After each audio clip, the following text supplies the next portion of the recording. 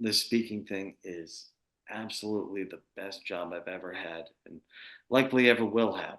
Being able to share my story with the hopes that my experience isn't replicated or even worse. You have to have a tale to tell and tell it well. Everyone has a Yeah. song to sing, a story to tell, a Yeah. hallelujah, because everyone's been through their own personal Yeah. hell.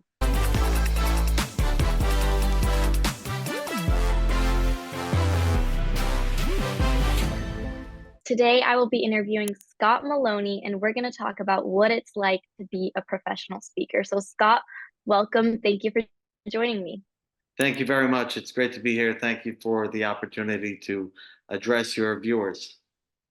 Of course, we're glad to have you. So, here at Job Dictionary, we like starting off with three kind of rapid fire questions. So, Scott, in your own words, what do you do? Where do you live? And as a kid, what did you want to be when you grew up? Oh, wow. Great questions. All right. I'll take where do I live? I live in Plainville, Massachusetts. It sounds like a small town near Pleasantville or Smallville, but the closest landmark right down the street is Gillette Stadium, where the Patriots play. Oh, The cool. Patriots, you might Cool, remember, cool. they were a football team. Then they traded Tom Brady, and nobody remembers him. Uh, True, true stuff. And what do I do? I'm a motivational or professional speaker. I speak across the country. I've done 28 states today, over Wow. 80,000 individuals I've addressed. And what did I Wow. want to do when I grew up? Nothing like I am now.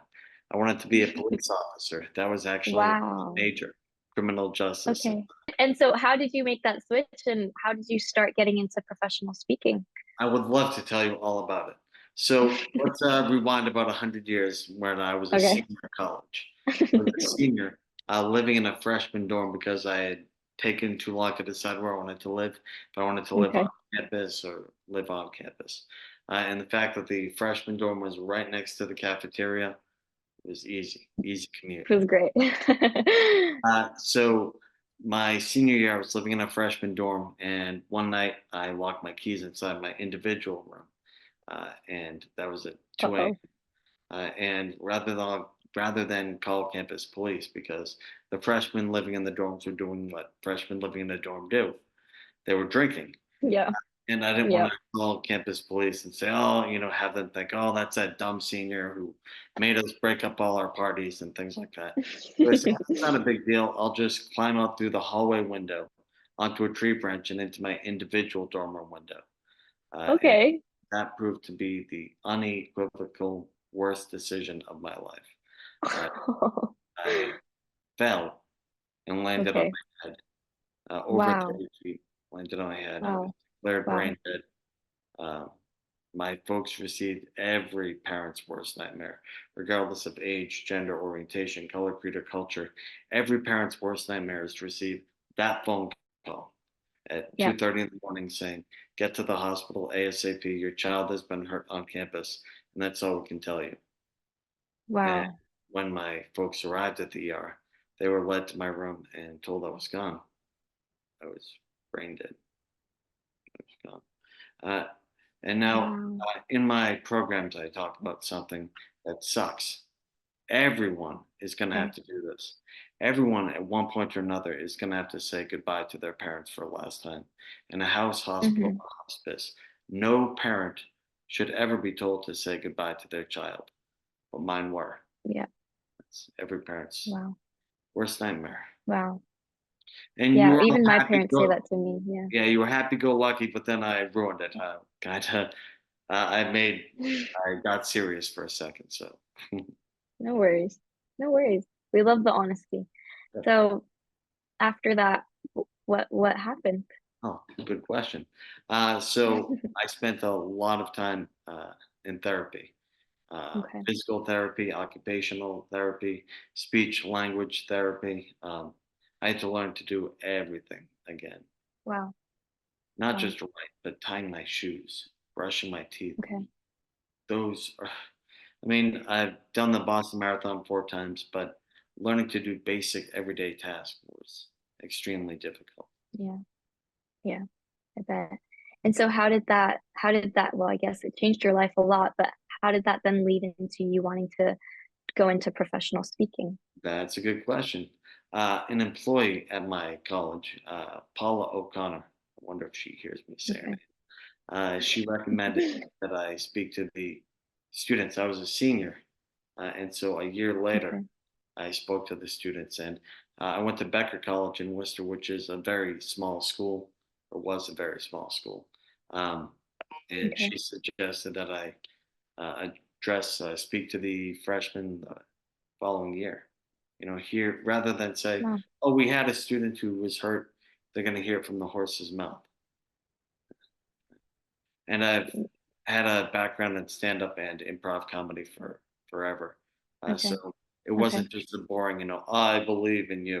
It was like, hey, how you Yeah. doing? Things like that. Mm, yeah.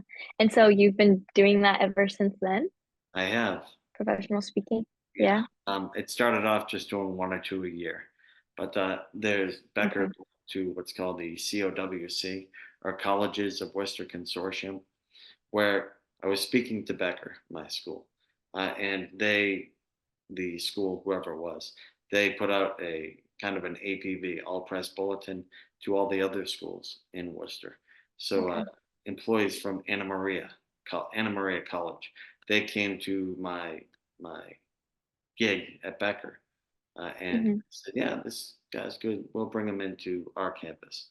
And then Yeah. from uh, Becker to Anna Maria to to a bunch of other colleges, and then I ended up speaking on behalf of the old mayor of Providence Oh, to all the wow. schools in the city, and Wow. then it kind of picked up.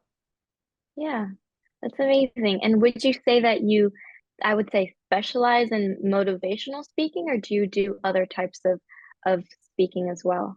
Well, again, I keep saying that's a good question. It sounds like a broken record. It's weird. Say broken record. The kids nowadays, they don't know what a record is. It's like a song I on don't know repeat. what it Yeah, is. song on repeat. I have a few keynotes that I give. The keynote that I give most often is called "I Got Lucky." It's meant to be a Okay. tongue-in-cheek innuendo type thing, like I got lucky on the Texas A&M campus, where I can't speak for Okay. the foxy females, but the manly men. They'll see signage motion around campus that says, "I got lucky in the auditorium or the hall or whatever," and they'll think, "Hey, maybe Okay. if I check that out, I'll get lucky." That type thing. And in Okay. that program, I speak about the destructive, often self-destructive decisions anyone can make under the influence of alcohol. I Oh, give real wow. examples. Then, when I have the attention of the audience, I share with them my personal story of how I Your personal story. got lucky my senior year of college, which is Yeah. where I was responsible for delivering every parent's worst nightmare. That phone Yeah. call Yeah. in the middle of the night saying, "Get to the hospital ASAP." Yeah. Wow. And so what are some other keynotes that you do as well? Okay, cool. I give a keynote. I've been giving it a lot this year in 2024. Okay. It's called I Am, just I Am. Okay. In that program, I speak about those words, those two little words, I am. Yeah. They form the preamble to the most powerful phrase in the English language. If you Yeah. follow I am with a positive trait, you'll be a more positive person. If you truly Yeah. believe, you know, I am Yeah. strong, I am positive, I am powerful, I am resilient. So now transitioning into more of your daily work and your tasks, what is a day in Scott's life look like when you don't have a speech? When I don't have a gig, A gig. it's a lot of sending Okay. off emails,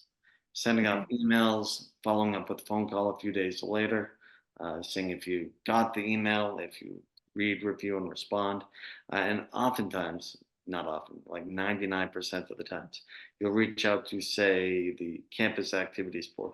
They have different titles on every campus. There's Okay. SAC, or Student Activities Council, CAB, Campus Activities Board, things like that. Okay. And I'll reach out to the, say, campus activities board, and they'll say, "Oh, we like what you're doing, but you want to reach out to student government." Then you'll Okay. reach out to the student government, and they'll say, "Hey, oh, you want to talk to the dean of students?" You get the runaround. Yeah. And Yeah. so a lot of my time is spent sending out emails and making phone Mm. calls. It's exciting So stuff. yeah, exciting stuff. So now, more about being a professional speaker. What do you think someone has to be really interested in order to be a good professional speaker? Terrific. You have to have a tale to tell and tell it well. Yeah. Everyone has a Yeah. song to sing, a story to tell, a Yeah. hallelujah, because everyone's been through their own personal Yeah. hell, right? Yeah. And what I Yeah. say is, I'm taking the advice of, this is ridiculous. I say I'm taking the advice of John, Paul, George, and Ringo, and taking a sad song and making it better. And That's John, Paul, George, great. and Ringo are the Beatles. And Okay. I've mentioned that to other people. I say John, Paul, George, Ringo. They say, "Oh, Ringo, isn't that a clown?"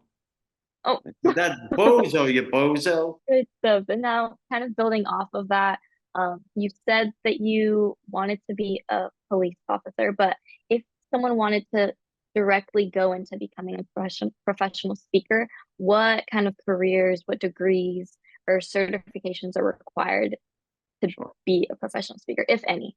Yeah. There's none. There's none. Okay. You can be a certified life coach, but in my humble opinion, that's not. I should Yeah. have matched them.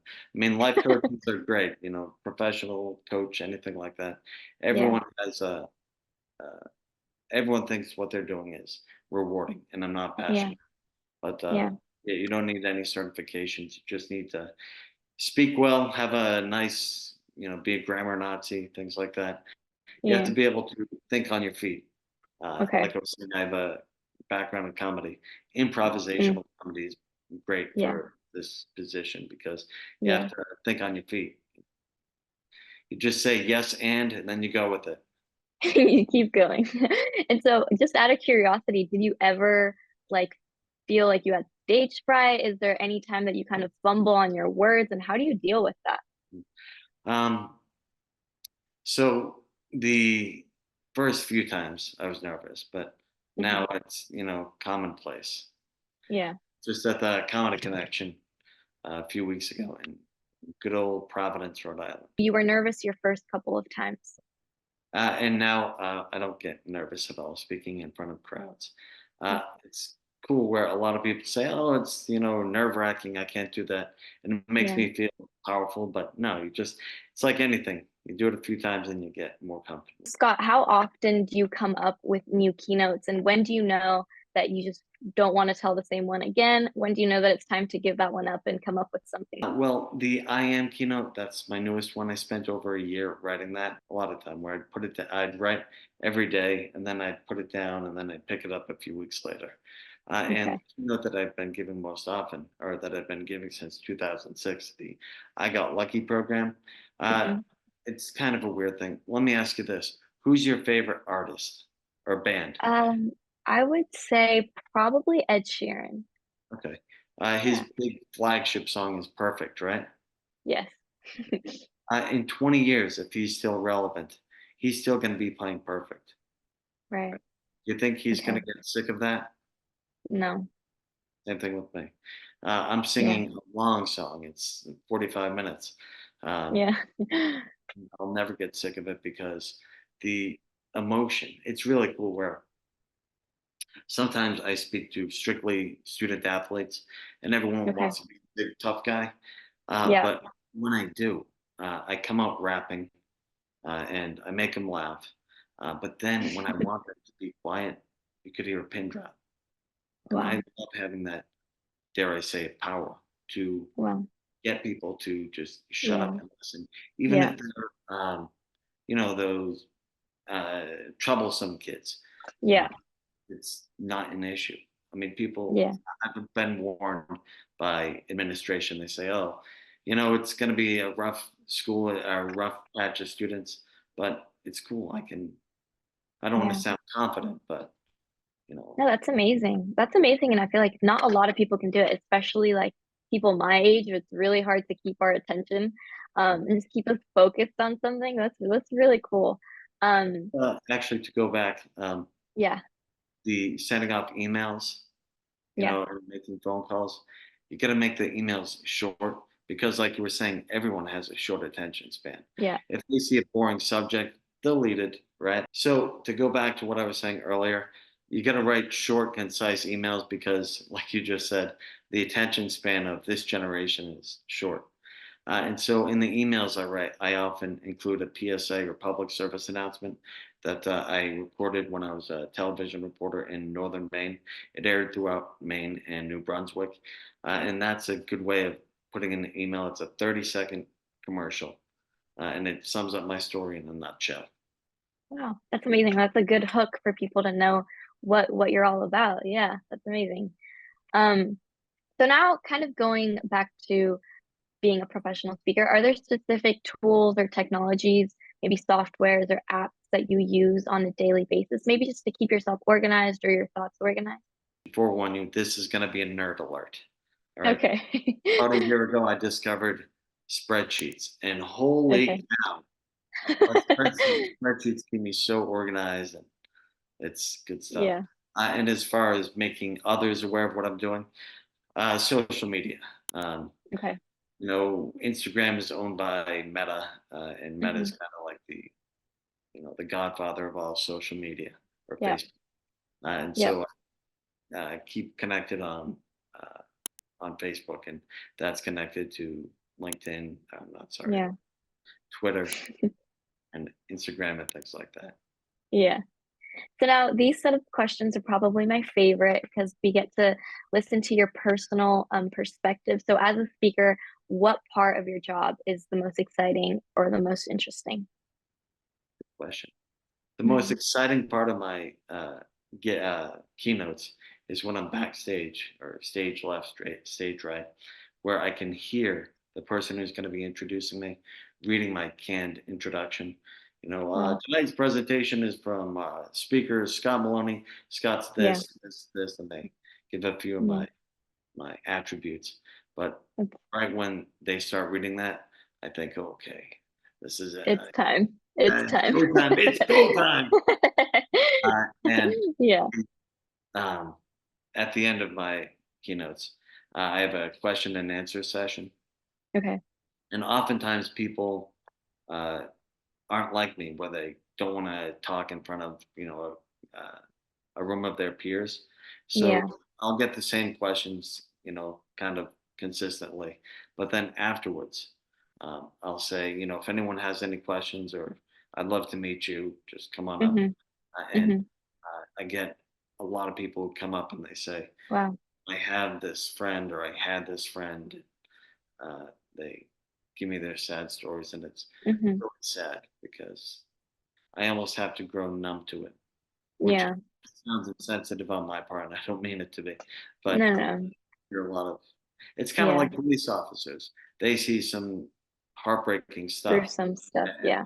and they get used to it. So now, just again, out of curiosity, do you have any like rituals that give you luck that you do, or any like little things that you have to do every single time before you go on? Vocal warm ups. Okay. I've been asked if I do a vocal warm up, and I know what they are, but I don't do them. So nothing that gives you luck or anything? Actually, yeah, sort of.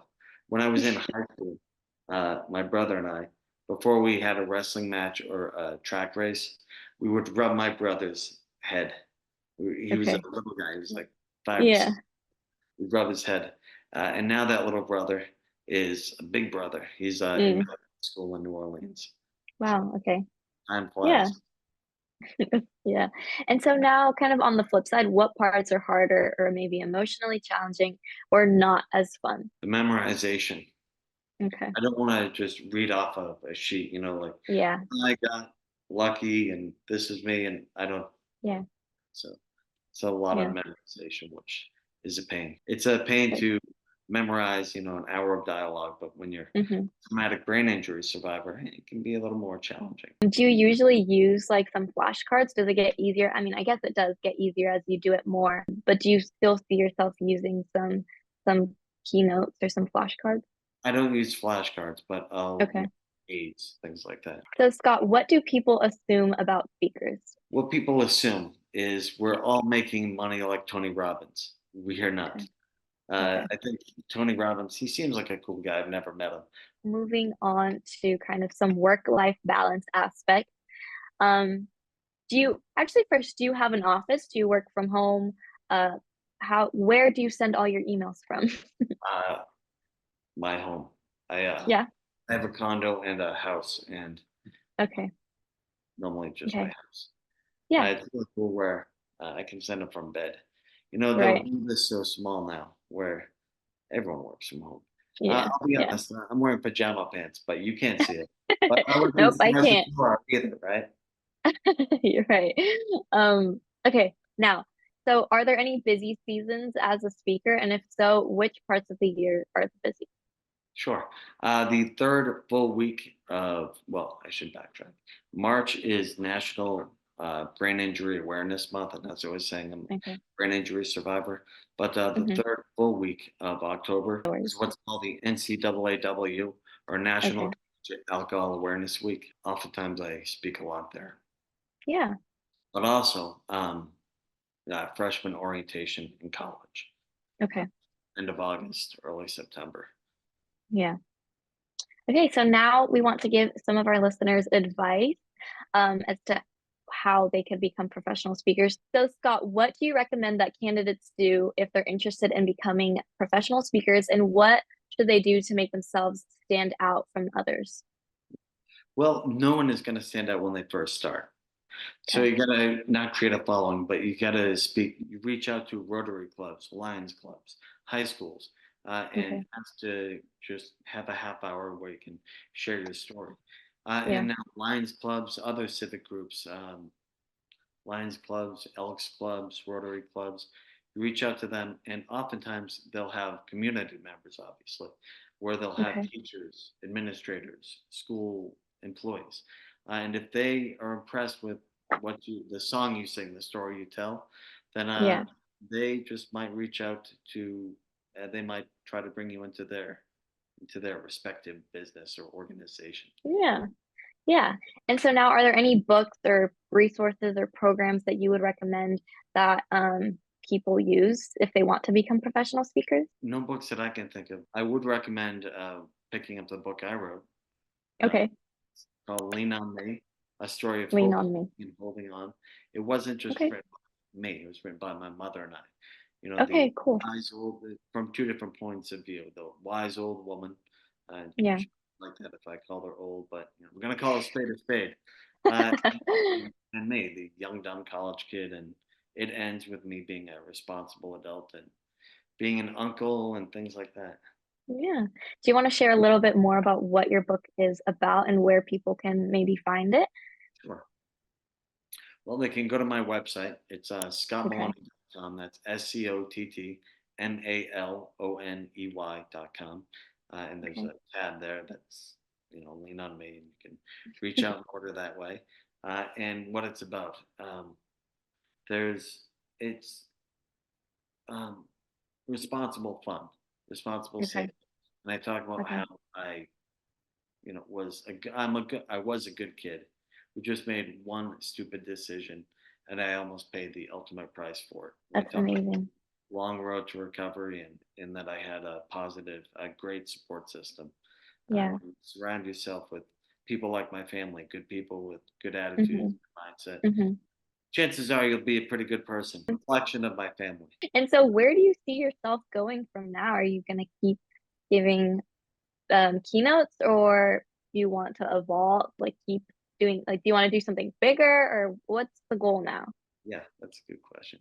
I would like to keep speaking. I've had Mm. so many jobs; it's ridiculous. I've kept track. I have a list somewhere, and I think at last count I had 45 or so. Wow. And the speaking thing is absolutely the best job I've ever had, and likely ever will have. I Yeah. just love being able to share my story with the hopes that my experience isn't replicated or even worse. So finally, where can people reach out to you, or where can they follow along with your work? Okay. On my website. That's Okay. scottmaloney.com. That's Yeah. SCOTTMALONEY.com. Yes. And all my socials are on the website as well. Yeah. And we'll make sure to tag you in those and also post your socials when this podcast gets aired. Is there anything else that you would like to share? Thank you for the opportunity to address you and Of course. address your viewers. Scott, thank you again for joining me on today's episode, and thank you for sharing your insight on what it's like to be a professional speaker. I'm really glad that you're able to share your story with tons of people, and your insight was greatly appreciated. So thank you so much. Thank you. Pleasure was mine. You just got one episode closer to learning about the world of jobs out there. To explore the rest of our career categories and find your best fit, go to jobdictionary.com to sign up for the beta users waitlist. Then subscribe here to find the next episodes coming out this week. And as always, drop us a comment, review, or message to let us know how we can better attune our episodes to your specific needs. Follow us on TikTok, Instagram, Facebook, LinkedIn, X, Threads, Pinterest, and wherever else you're on socials to go get our short, snappy preview reels that expose you to new job options every day. Because here at Job Dictionary, we believe your big aha moment can be just one scroll away. Go check it out and get out there. Cheers!